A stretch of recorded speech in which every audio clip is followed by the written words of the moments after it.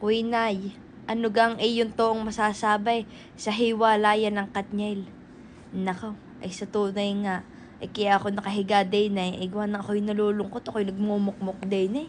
Nung nalaman ko naghiwalay ang Katniel, talagang hindi ko matanggap. Alam kong kayo rin, hindi nyo matanggap na naghiwalay na ang Katniel. Ako'y Kaya nalulungkot. pala, iinom ng pain reliever. Na hindi.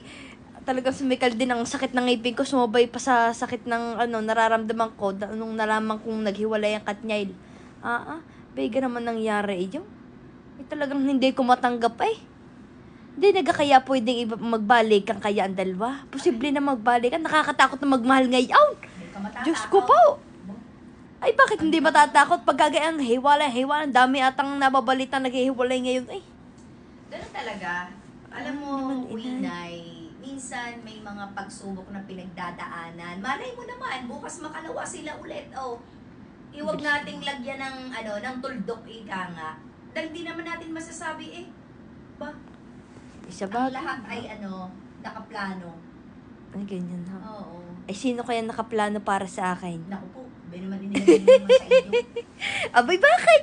Aba, malay ninyo, sa banda-banda day yan. Matulog na lahat, masama pakiramdam mo.